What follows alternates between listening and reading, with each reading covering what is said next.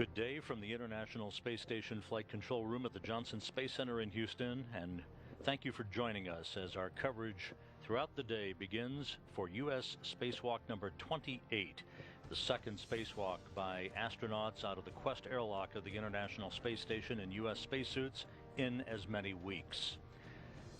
Here in the International Space Station Flight Control Room, the Orbit 1 team of flight controllers is on duty and will continue to be so for about another hour as they have worked throughout the course of the deep overnight hours in supervising spacewalk preparations for Reed Wiseman and Barry Butch Wilmore, who are suited up inside the Quest Airlock in their U.S. extravehicular mobility units, ready to begin a planned 6.5-hour spacewalk to replace a failed voltage regulator on the starboard truss of the International Space Station, and also to begin moving external television and wireless transceiver equipment around to different locations to clear the path for the eventual movement of modules on the International Space Station that will set the stage for the arrival of docking adapters to support commercial crew vehicle arrivals in the years ahead.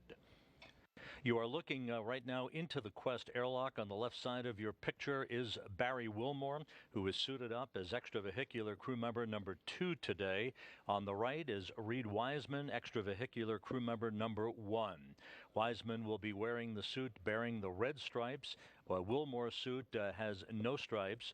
Wilmore and Wiseman are all set to go. They've been conducting very light exercise protocols called the ISLE protocol, the acronym for the in-suit light exercise protocol, in which they've been moving their arms and legs around to increase their metabolism and accelerate the purge of nitrogen from their bloodstreams, as they have also been pre-breathing pure oxygen to strip away the nitrogen in their bloodstreams and prevent a condition known as the bends or decompression sickness from occurring as they step out into the void of space, into the vacuum of space, for the start of today's spacewalk that is scheduled to get underway when they put their suits on internal battery power at about 7:20 a.m. Central Time this morning. Wiseman is currently being assisted by European Space Agency astronaut Alexander Gerst, that you see working as the intravehicular crew member or the IV choreographer for today's suit-up activities. Gerst joined Wiseman just 8 days ago outside of the Quest Airlock for their own spacewalk that lasted 6 hours and 13 minutes to relocate a failed cooling pump and to move other equipment around on the outside of the International Space Station. For Barry Wilmore, this will be the first spacewalk of his career, the second for Reed Wiseman in as many weeks. Wiseman and Gerst, their spacewalk a week ago lasted 6 hours and 13 minutes. This is also the second of 3 spacewalks in as many weeks for Expedition 41 crew members, while Wiseman and Wilmore work outside of the Quest Airlock today and along the truss of the International Space Station.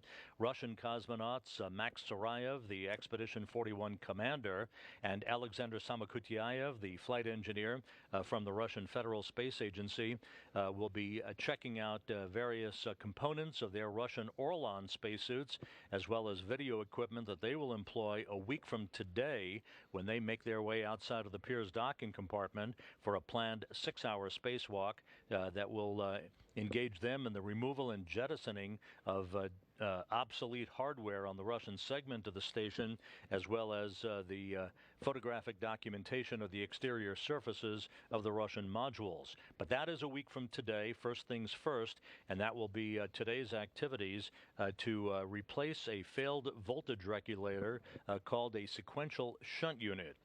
This is a complex piece of equipment just to set the stage in your electrical power system 101 lesson for the day. When in sunlight, the solar arrays are continuously pointed at the sun by a computer-controlled sun tracking capability that is accomplished by a device called a beta gimbal assembly located on each of the modules that house the 8 solar arrays for the International Space Station's U.S. segment.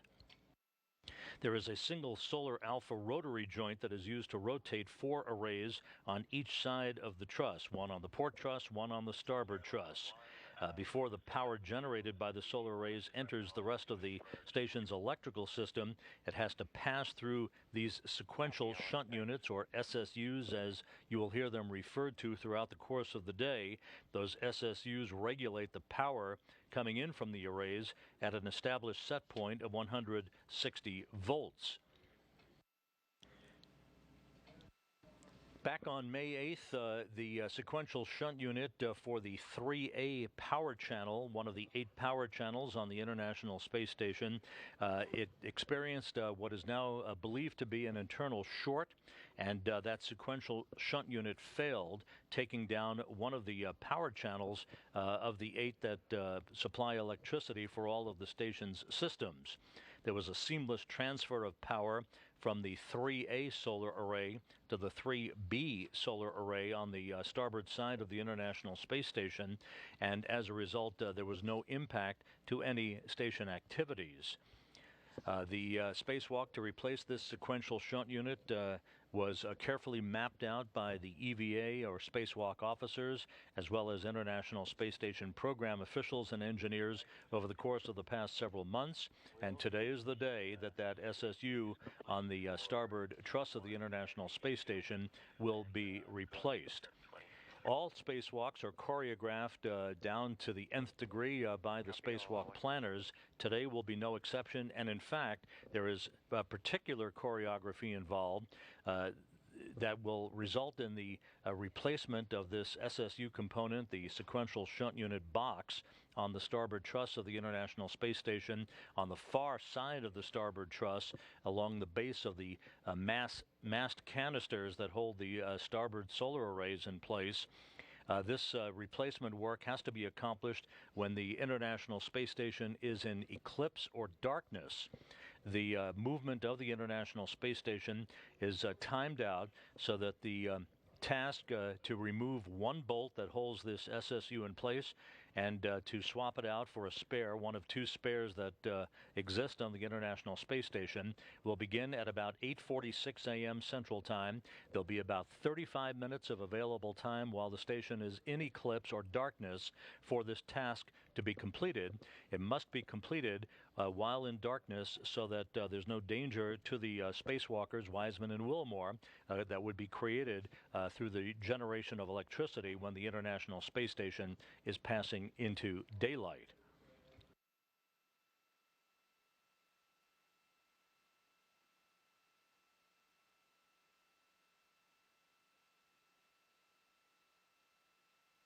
At the moment, the International Space Station is flying 260 statute miles above the Earth over the South Pacific, moving from northwest to southeast in an orbit inclined 51.6 degrees to either side of the equator. All systems on the station are operating in excellent fashion. And again, as you look at Alexander Gerst recording spacesuit data from both Barry Wilmore on the left and Reed Wiseman on the right, all of that spacesuit data is coming back and is looking great. So all of the spacewalk preparatory activities have been going on in great shape. We're about 6 minutes or so away from the point at which the crew will be given a go for depressurization. The pre-breathe activities have been ongoing for about an hour and a half now, and the crew is right on the timeline, perhaps a few minutes ahead of their planned spacewalk start when they put their suits on internal battery power. That is scheduled at 7:20 a.m. Central Time today. A U.S. spacewalk is measured in elapsed time from the point at which the suits are placed on internal battery power until the completion of the spacewalk that is marked by the repressurization of the Quest airlock. The 2 spacewalkers are in the internal portion of the Quest airlock known as the equipment lock. They're mounted on racks basically on each side of the equipment lock, and all the way in the back is the crew lock section, the exterior section of the 2-section Quest airlock that the crew members will be moving into a short time from now. Gerst will close the hatch and will wait for the depressurization of that crew lock that will enable the crew members to open up the hatch, open up the thermal cover, and place their suits on internal battery power to begin the start of today's excursion.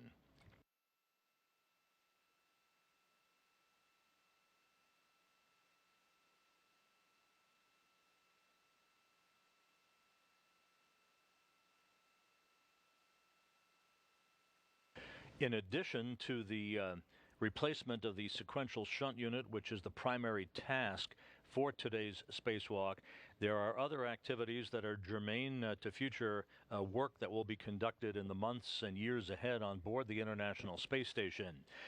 You are accustomed to hearing the phrase that assembly of the station is complete and that we've moved into the utilization phase or the research phase of the lifetime of the International Space Station. And while that certainly is a true statement, the crews on board the International Space Station are shortly going to be moving into a mini reassembly of the station, in which several modules are going to be moved around, reconfigured to accept the arrival of a pair of international docking adapters that will be launched on SpaceX Dragon vehicles next year and in 2016 that will accommodate their attachment to two modules to pressurized mating adapters that currently exist on the International Space Station, so that commercial crew vehicles can dock to the station in the years ahead. You're looking at Alexander Gerst conversing with the station commander, Max Sarayev of the Russian Federal Space Agency. Sarayev, Gerst, and Wiseman were launched to the International Space Station back in May. Sarayev giving a quick handshake to Wiseman, his close friend and crewmate on board the complex, as Sarayev, as we mentioned a moment or two ago, involved in his own spacewalk preparations with Alexander Samokhutyaev for their excursion outside of the Russian segment 1 week from today. The other work associated with today's spacewalk has to do with the removal of a failed camera on the nadir or Earth-facing side of the Port 1 truss of the International Space Station. It's called Camera Group 7. The camera port that this camera has experienced a failed zoom capability. This camera will be removed and brought back inside the International Space Station. The stanchion or post that camera has been mounted on camera port 7 will be moved to a topside port on the zenith or space-facing side of the Harmony module of the International Space Station, and will be joined by a wireless transceiver assembly, the WETA as the acronym goes by. That is the device that enables us to enjoy the views from helmet cameras that spacewalkers wear during their excursions outside of the International Space Station.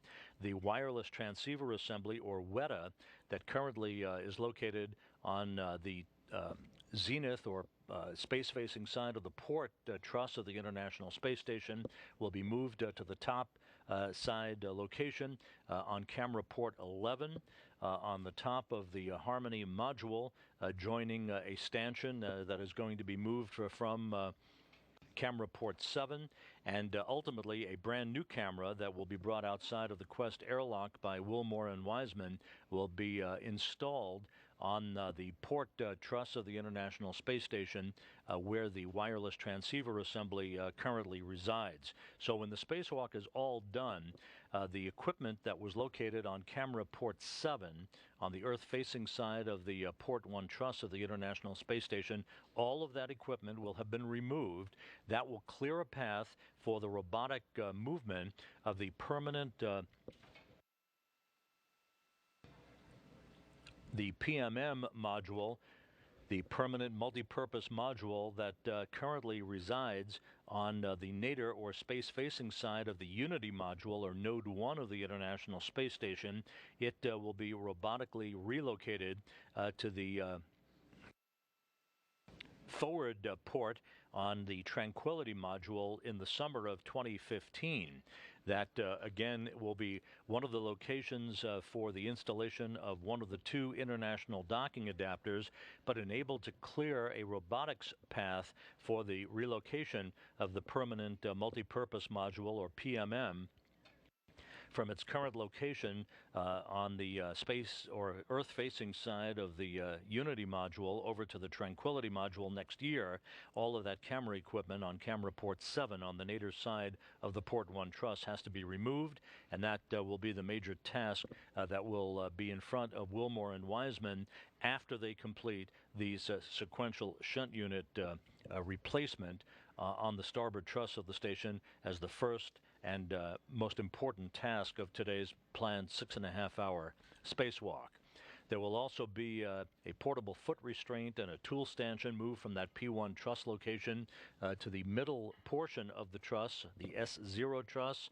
And again, as we mentioned, a stanchion or post from camera port 7 will be moved to the top side of the Harmony module, along with a wireless transceiver assembly, and a new camera will be installed on the port side of the truss of the International Space Station. All this designed to provide greater visibility and to facilitate the future movement of these modules to accommodate international docking adapter installations in the 2015-2016 timeframe.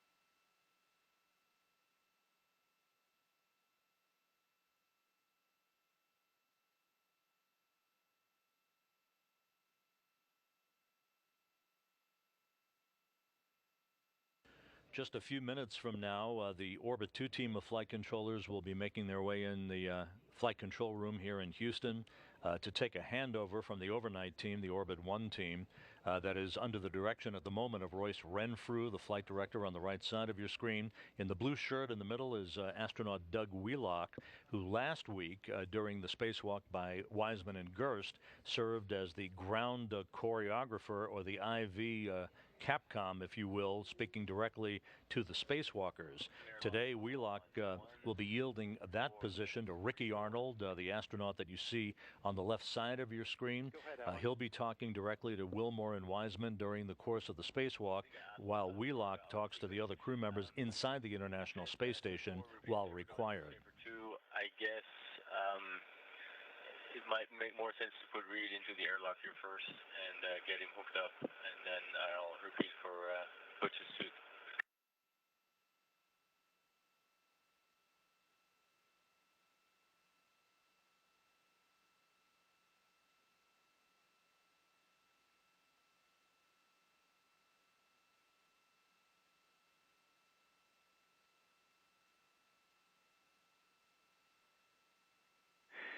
And Alex, we recommend that you could just get the other safer on because once you get Alex in and hooked up, or Reed in and hooked up, we'll need you to go through several steps. So if you can get the other safer on, that'll be better in sequence.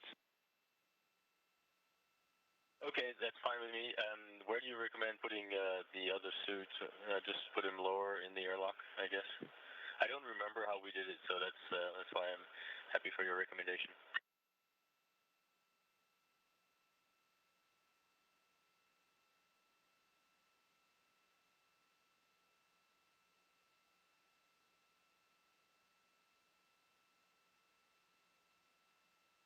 And Alex, you can just put Reed head first into the crew lock for now until we get him hooked up.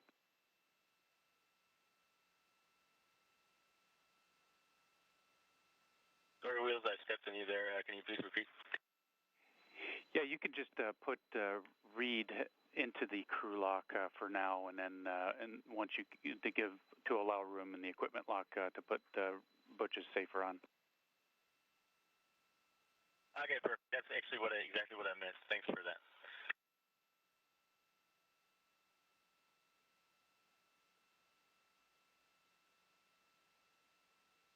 Wheelock discussing the choreography of how to manage the placement of both Wiseman and Wilmore in the cramped confines of the outermost section of the Quest airlock, that being the crew lock.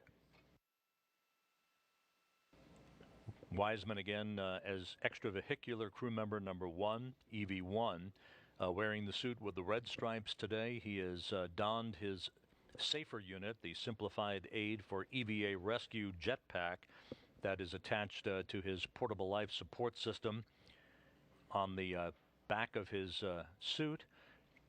This jetpack would be used in the highly unlikely event that he would become detached from his tethers during the course of his spacewalking activities.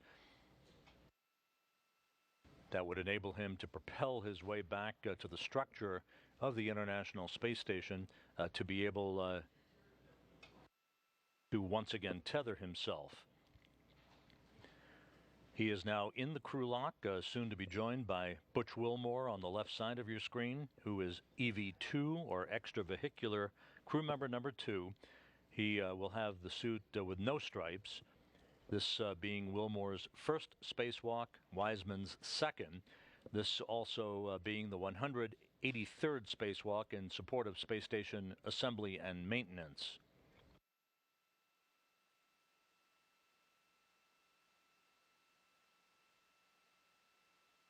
Once outside, the helmet camera views for the two spacewalkers, you'll be seeing a translucent number in the lower right-hand side of your screen. Number 17 will be the helmet camera being worn by Reed Wiseman. Number 18 is assigned to Butch Wilmore. Because of the geometry of the locations that the crew will be operating in outside on the truss of the International Space Station today, and with the removal of one of the 3 wireless transceiver assemblies, or WETAs as they are known by their acronym, from the outside of the station as part of the task to relocate the WETA from the port truss of the station to the top side location on the space-facing side of Harmony. We may be getting intermittent views from time to time from those helmet cameras. We do expect better coverage from Butch Wilmore's helmet camera than we will from Reed Wiseman's helmet camera during certain portions of today's spacewalk. Also, unlike last week, when Wilmore was operating the station's Canadarm2 robotic arm in support of Alexander Gerst, who had his feet planted in a portable foot restraint at the end of the robotic arm to haul the failed pump module cooling unit from its temporary parking place on the mobile base system of the station over to a permanent stowage location just outside of the Quest airlock. There is no requirement for the use of the robotic arm today. It will not be employed. Alex Gerst will be simply operating as an intravehicular crew member or choreographer, working in concert with the ground control team here in Houston as they go step by step through this carefully choreographed timeline for Wilmore and Wiseman as they work out in the void of space.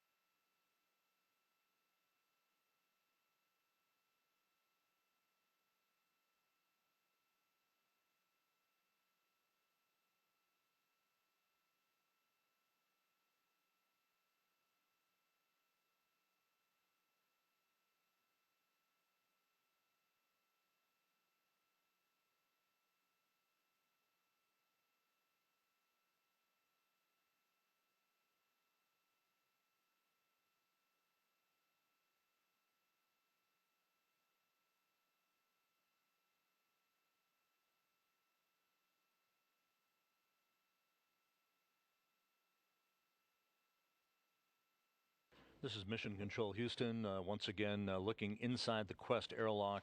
Russian cosmonaut Max Sarayev working with Alexander Gerst from the International Space Station's European Space Agency partnership.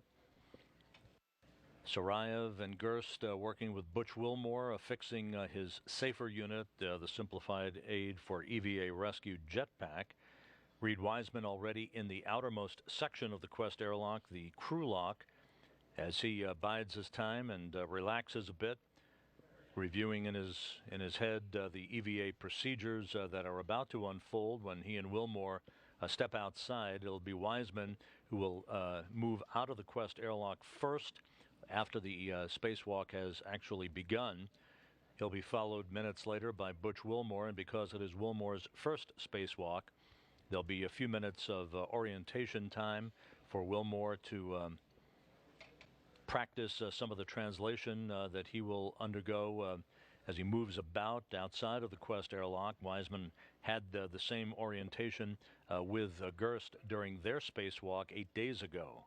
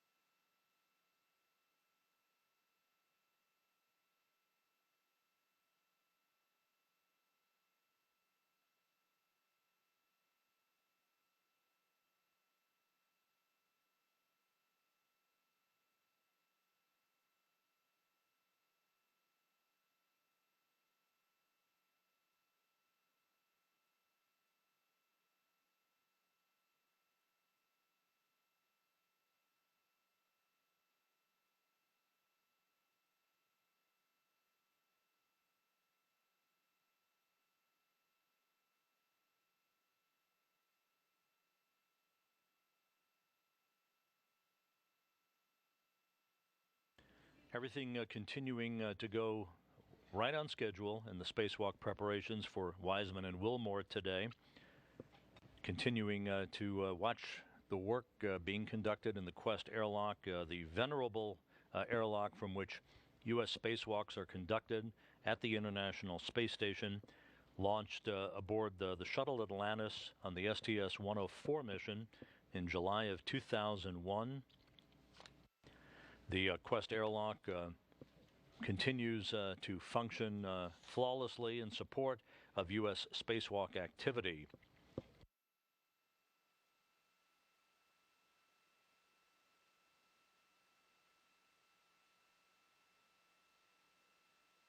This is the 140th day in space for Reed Wiseman, Alexander Gerst, and Max Sarayev. You're looking at Sarayev on the left and Gerst in the middle as they check out space suit and airlock systems prior to moving Butch Wilmore into the crew lock to join Reed Wiseman. Sarayev, Gerst, and Wiseman are in the final weeks of their 5.5-month mission in orbit on board the International Space Station, scheduled to return to Earth on the morning of November 10th for a landing in their Soyuz TMA-13M spacecraft northeast of the remote town of Arkelik, Kazakhstan.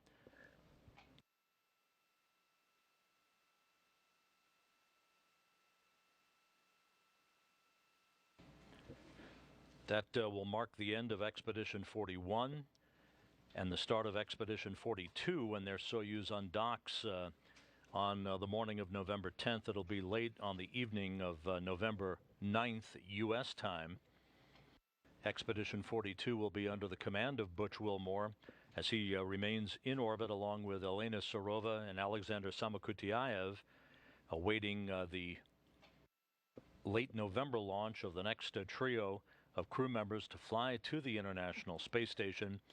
That will be Anton Shkaplerov, NASA astronaut Terry Virts, and Samantha Cristoforetti of the European Space Agency.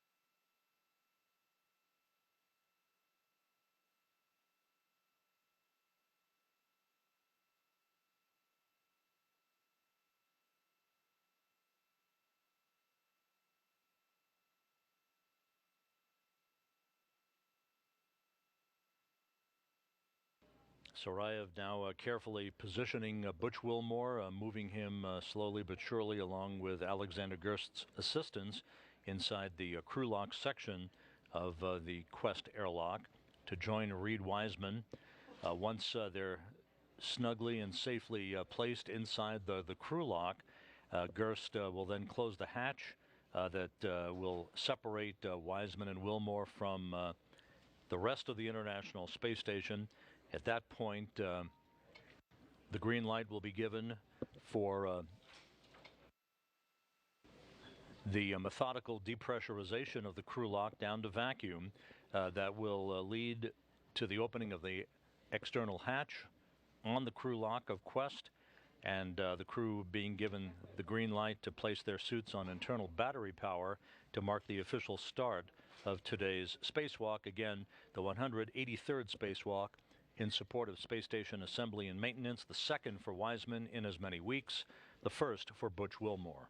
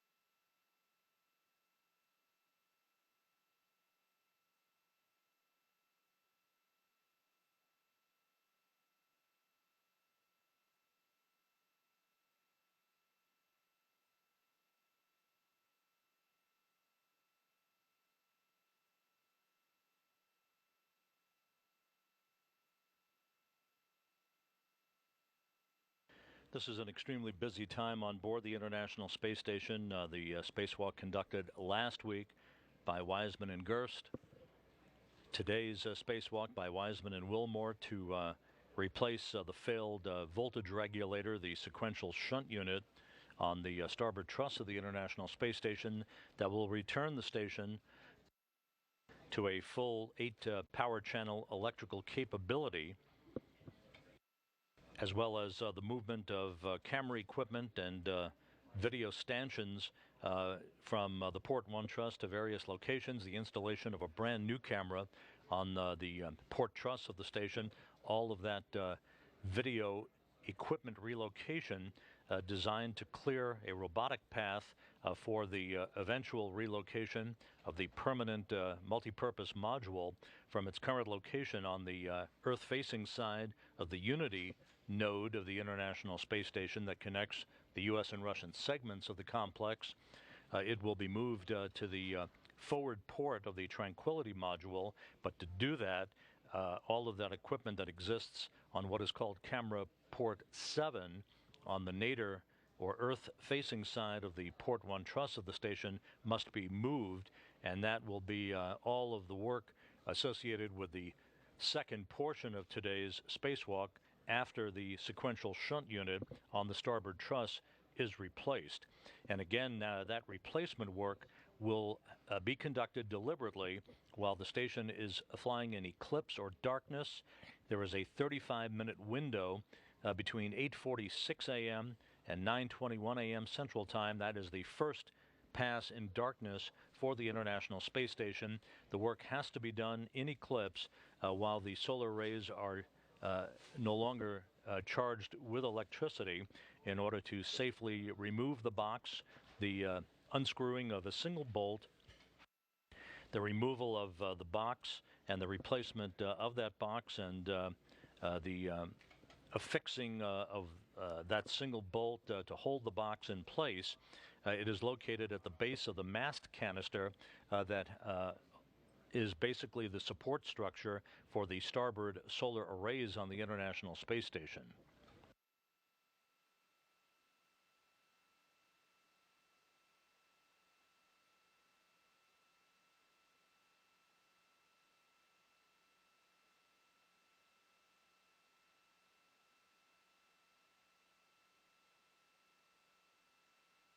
Houston airlock on 1, step 44 is complete, and the next step will be closing the hatch in step 46.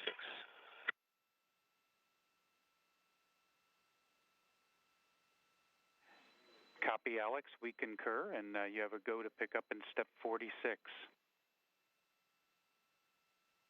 And that's going to work.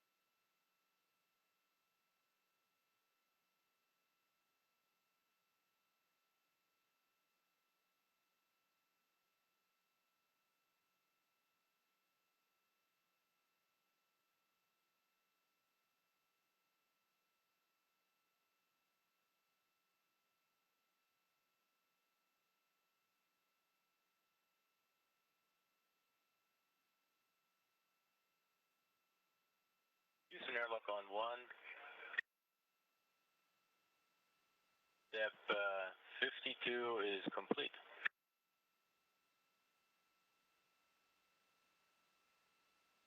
Copy, Alex. Stand by.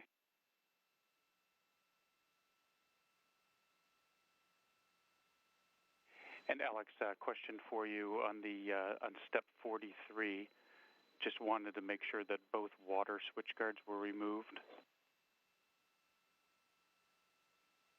Yes, both water switch guards are removed, and I have them both here in the equipment bag. Okay, copy, Alex. Thank you. We just wanted to get in sync with you. Yeah, and I appreciate all those questions because, well, many more eyes are better than just two.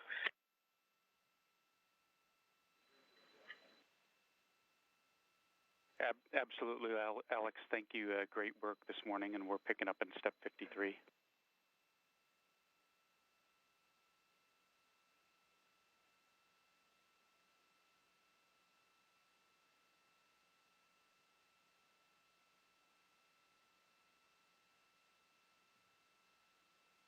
I copy that, and I'm waiting for your go for step 54. Copy that.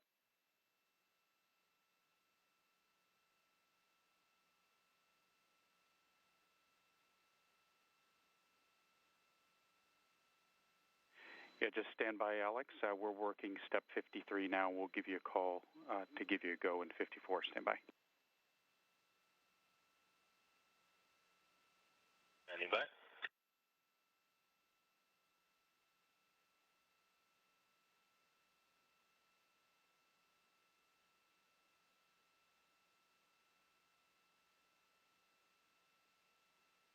This is Mission Control Houston. As you can see, Alexander Gerst in the equipment lock section of the Quest airlock. Behind him, the hatch now closed to the crew lock, isolating Wiseman and Wilmore. The stage set for the depressurization of the crew lock down to vacuum that will take place a short time from now and be the precursor to the crew opening up the outer thermal cover and the hatchway that they will exit the crew lock into the void of space once they have placed their suits on internal battery power. Ahead on the timeline, so we're looking real good. Nice work. Excellent, Wheels. Thank you, and thanks, Alex, for great IV work so far. Good to hear your voice again, Wheels. Great to hear yours as well. I think I'm supposed to say fly Army. Oh, that's exactly right.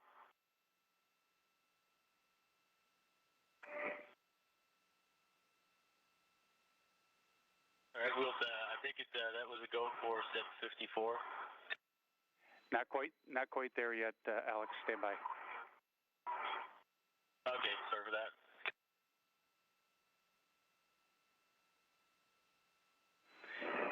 The Army reference by Doug Wheelock, who is one of the two spacecraft communicators today. Wheelock in the blue shirt. He'll be talking to the crew inside the space station today. Ricky Arnold to his right at the top of your screen, the astronaut who will be talking directly to Wiseman and Wilmore once they step outside of the Quest airlock to begin their spacewalk. And he'll be running through all of the steps, step by step, throughout this complicated and heavily choreographed spacewalk, the 183rd, in support of space station assembly and maintenance. The reference by Wheelock to Fly Army, he is an Army officer. Your two spacewalkers today, Reed Wiseman and Butch Wilmore, both naval officers. Wiseman a Navy commander, Wilmore a Navy captain. That in step 1, crew lock depress.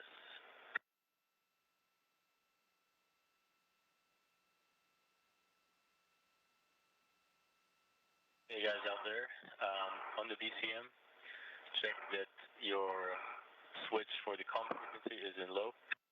EV1's low. Who's low? The comm mode is spry. EV1's spry. Who's spry? On the UIA, switch the depress pump on and wait for 10 seconds. Switch is on.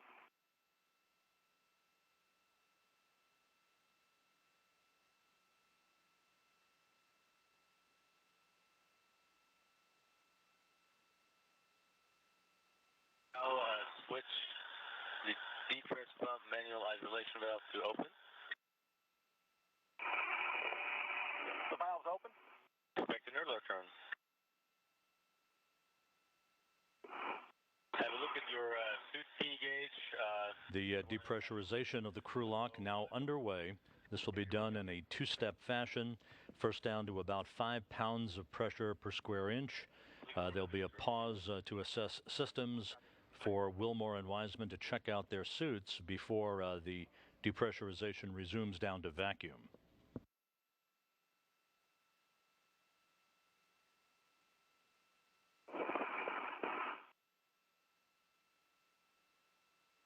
So we're going to depress now to 5 psi, and you will expect an alert turn at 6.0. Copy that, Alex. 2.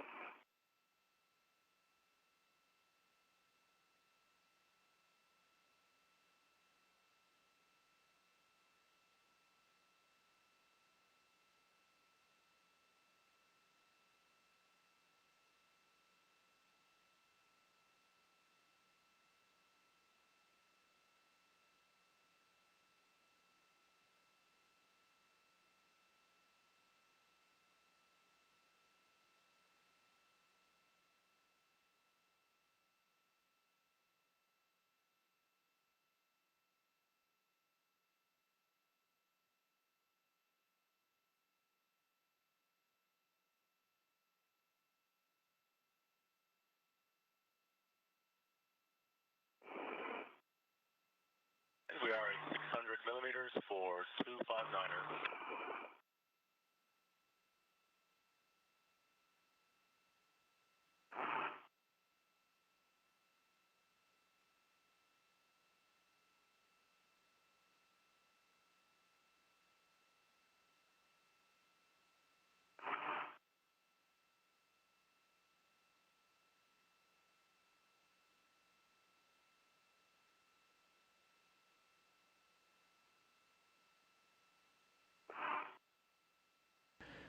A beautiful high-definition view of the Congo, 260 miles below from the high-definition external viewer camera, or HDEV camera, located on the International Space Station. Station flying from southwest to northeast in an orbit inclined 51.6 degrees to either side of the equator. Depressurization of the crew lock underway as we are minutes away from the start of today's spacewalk, the second in as many weeks.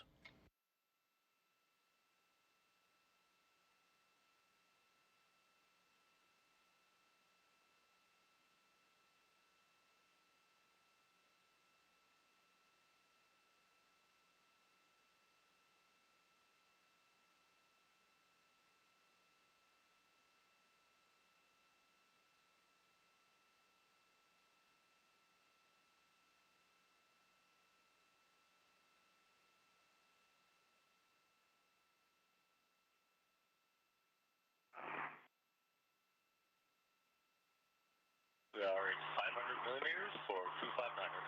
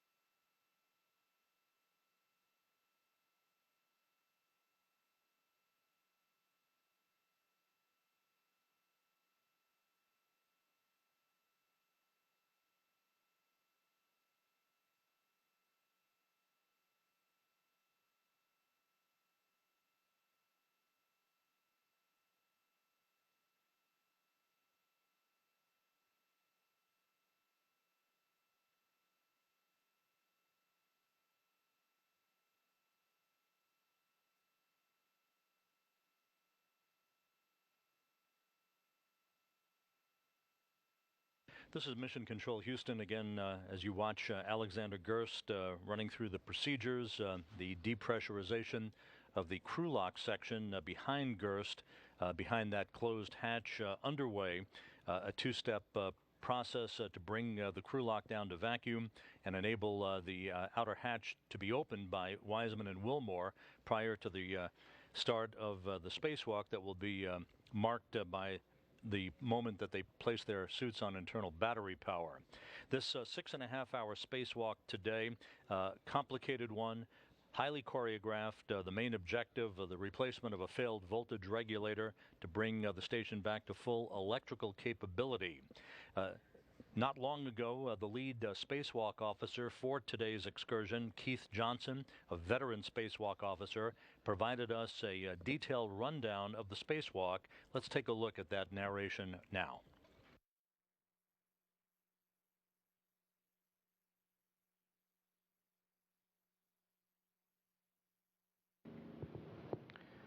Reed Wiseman will be EV1. He'll be the one with the red stripes coming out of the airlock first. He'll be followed by Barry Butch Wilmore as EV2. They'll hand out the spare sequential shunt unit and an orbital replacement unit bag. Reed will assist Butch in translation up the CETA spur. Butch will start out first along face one of the starboard truss. He'll drop a green hook from his safety tether bundle. Meanwhile, Reed will climb up the crew and equipment translation aid, or CETA cart. He'll transfer his crew lock bag with his tools in it onto an articulating portable foot restraint, or APFR. He'll release that bundle, and he'll stow it on his body restraint tether, or BRT. Reed will join Butch along the starboard face one truss, where he'll drop his green hook, and that allows them to go farther out on the truss. Butch and Reed will continue translating starboard across the solar array alpha rotary joint out to the 3A solar array. Butch will stow the ORU bag holding the spare SSU on the S5 truss. Reed will join Butch and install the APFR with the crew lock bag in a worksite interface, or WIF socket. He'll remove the crew lock bag with the tools and stow it at the worksite. Reed will ingress the APFR in preparation for the SSU replacement task.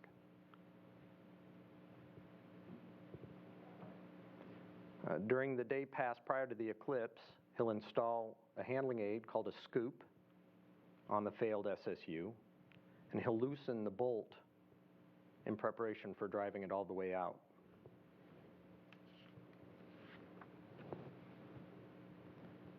In eclipse, he'll remove the failed unit, and Butch will prepare the replacement unit, hand it over to Reed.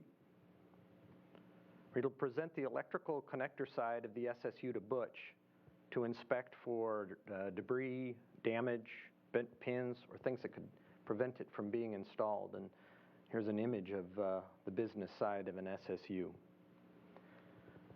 Reed will rotate the SSU into position, and he'll drive the bolt while Butch monitors alignment and motion. Once the SSU is installed, the crew will notify the ground to start testing it. Reed will remove and stow the scoop, and he'll hand Butch the failed SSU to put in the ORU bag. Butch will put the SSU in the bag and put it on his BRT.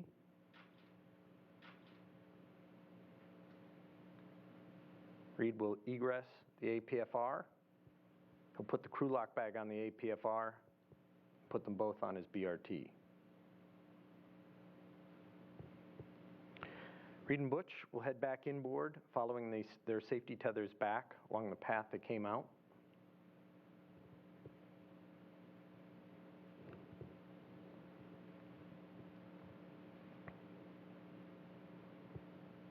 They'll stop along the way to pick up the green hooks that they dropped on their way out, and then they'll continue inboard.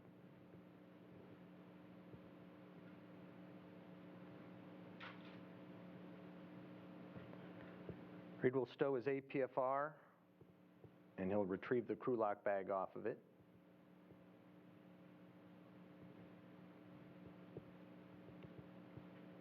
And Butch will go to the airlock, and he'll stow the failed SSU, and he'll retrieve a small ORU bag From there, he'll head towards camera port 7, or CP7 as we call it, on the port P1 truss.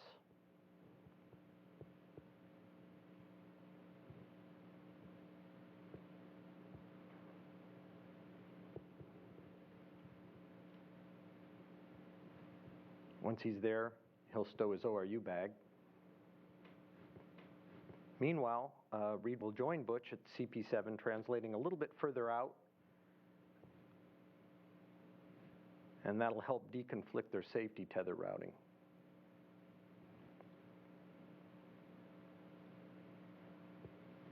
Butch will temporarily stow his small ORU bag on a local handrail.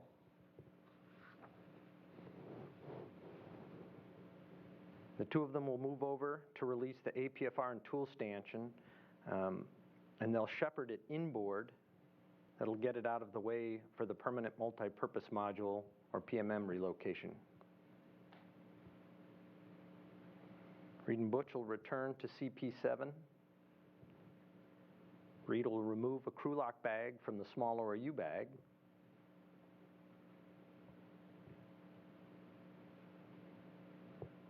Butch will release the bolts on the CP7 camera group. Reed will hand Butch a scoop, and Butch will install it, and he'll remove the camera group and hand the whole thing over to Reed. From there, Reed will temporarily stow the camera group for later retrieval. Butch and Reed will disconnect and stow 3 electrical connectors from the stanchion and install a small ORU bag as a handling aid. They'll release the stanchion bolt, and Reed will hand the stanchion to Butch to put on his BRT. From there, Butch will head forward on ISS to the zenith aft end of node 2, where camera port 11 is located.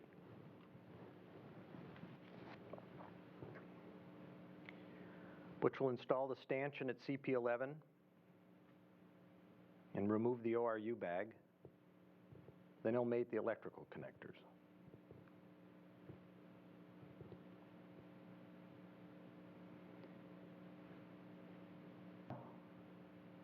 Meanwhile, Reed will translate port zenith to camera port 8.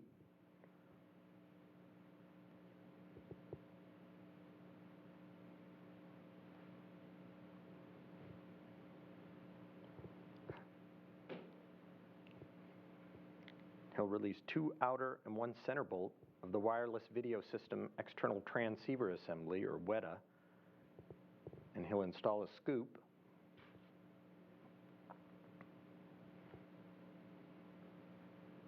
He'll remove the whole unit and put it on his BRT.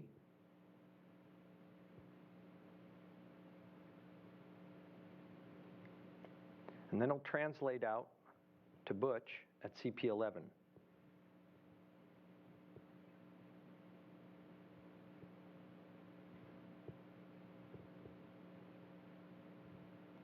He'll hand the WETA off to Butch.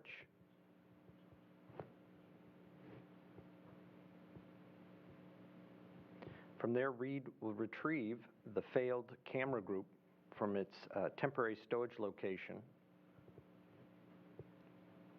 and he'll translate to the airlock. At the airlock, he'll exchange the failed camera group with a replacement unit in a large ORU bag.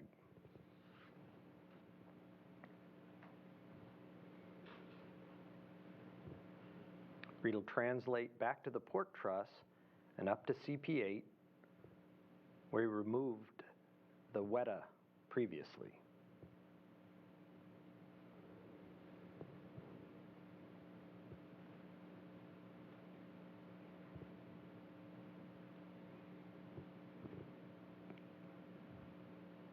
He'll remove the camera group from the ORU bag.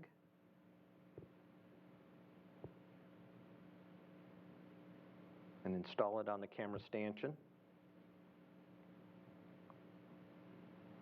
He'll remove the scoop handling aid and drive the attachment bolt. He'll check the alignment of the camera lens cover to ensure that it's square. and retrieve his ORU bag and put it on his BRT. During that time, Butch will be installing the WETA on the CP-11 stanchion. He'll remove the scoop, stow it in the bag, and he'll drive the center and outer bolts. Then he'll connect the electrical connectors and retrieve his ORU bag and put it on his BRT.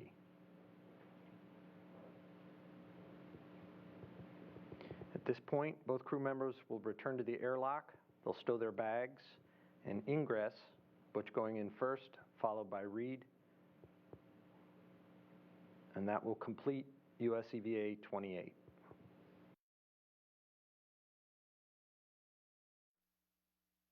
You want to start that off and I'll finish it? And again, that was a recap by the lead spacewalk officer, Keith Johnson, of all of the work about to unfold for Reed Wiseman and Barry Wilmore once they move out of the Quest airlock into the vacuum of space. The depressurization, you see Keith Johnson, by the way, on the far right hand side of your screen. In the back row, he, again, the lead spacewalk officer, a veteran spacewalk officer of the assembly of the International Space Station. He will be supervising today's spacewalk along with his backroom colleagues as they watch the timeline and watch all of the activities for the two spacewalkers, Wiseman and Wilmore. Wiseman again conducting the second spacewalk in as many weeks. Wilmore is about to embark on the first spacewalk of his career. By the way, as you watched that video, the video support stanchion, or the post upon which the wireless transceiver assembly and external cameras are mounted, just to give you an idea of the size of that stanchion, it is 59 inches long by 17.4 inches wide, and a height of about 9 inches, a mass of about 58 pounds. The wireless transceiver assembly itself, or the WETA, that provides helmet camera views from the crew members as they work outside of the station, that is about 34.5 inches long, with a height of about 18.9 inches and a mass of about 110 pounds. So that equipment to be maneuvered around as the external camera shell game takes place later in today's spacewalk, to relocate all of that external camera equipment that will clear a robotics path for the relocation of the permanent multi-purpose module, the PMM, that currently locates on the Earth-facing side of the Unity module of the International Space Station. Next year, next summer, it is scheduled to be relocated to the forward port on the Tranquility module in the first step in a multi-spacewalk effort to set up the station for the arrival of international docking adapters to be used for commercial crew vehicles that will arrive at the station in the years to come. Copy.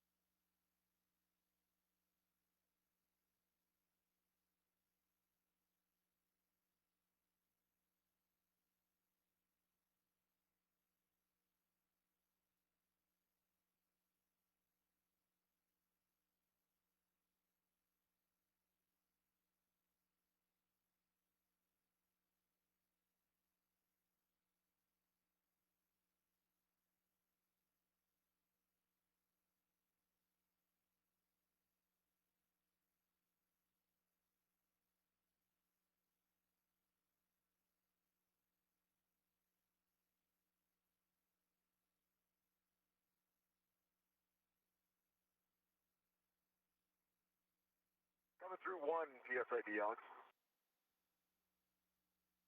Copy that. And I've got about 60 millimeters here, so that matches up.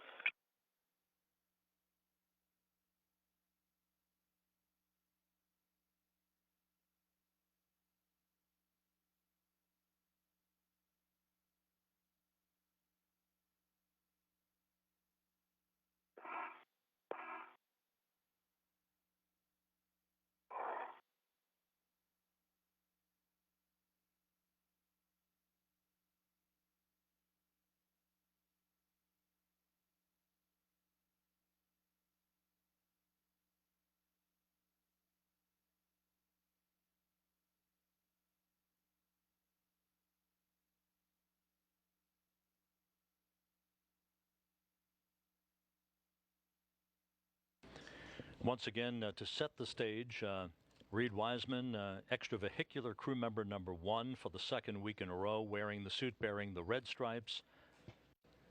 Barry Wilmore about to conduct the first spacewalk of his career. EV2, extravehicular crew member number 2, wearing the suit with no stripes. Here in the flight control room, the voice that you will hear once the spacewalk gets underway will be that of astronaut Ricky Arnold, who is at the top of your screen, just to the right of astronaut Doug Wheelock in the blue shirt. Wheelock will be talking to the rest of the station crew inside the International Space Station when required today. Arnold will be working with the station crew as he reels off all of the procedures associated with today's spacewalk that is scheduled to last about 6.5 hours.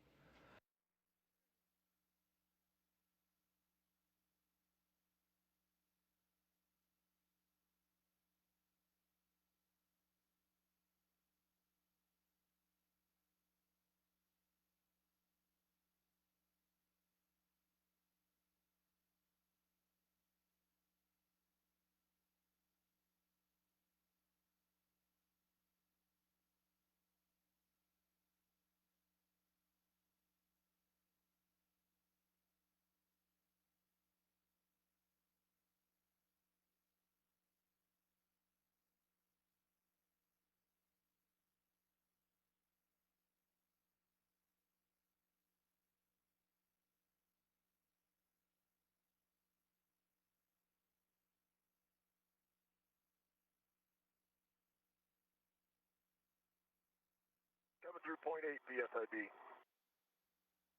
Copy.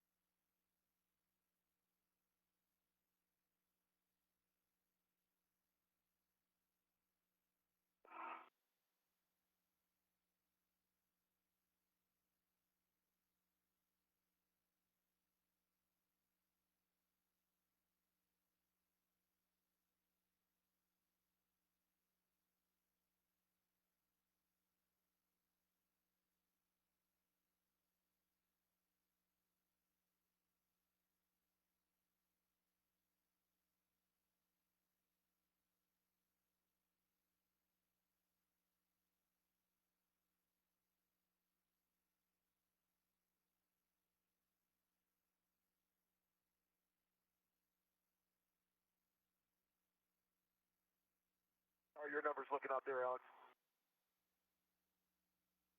You're at 33 for 26, so it's going to be another minute or two. Copy that.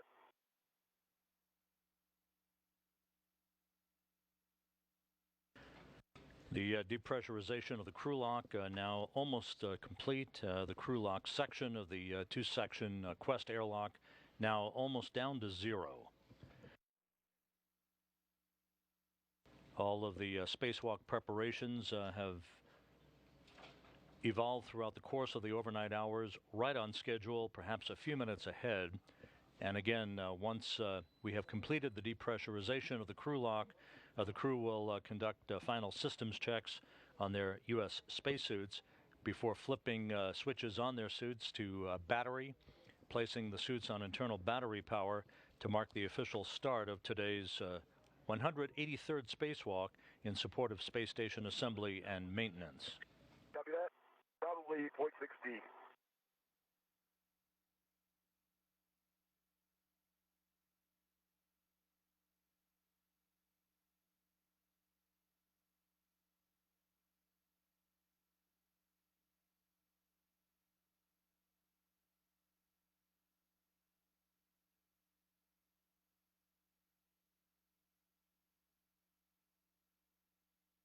How are my feet doing back there, Butch? They all right? They're fine. All right.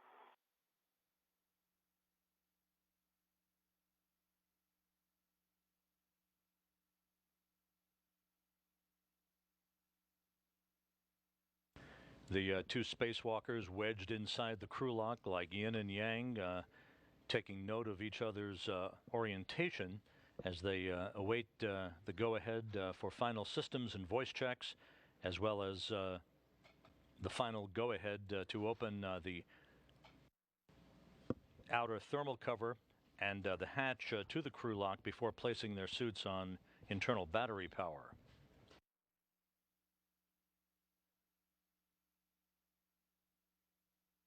Hey, Reed, crew lock is less than 26 millimeters in pressure. Your go to open and stow the EV hatch. Okay, copy that, Alex.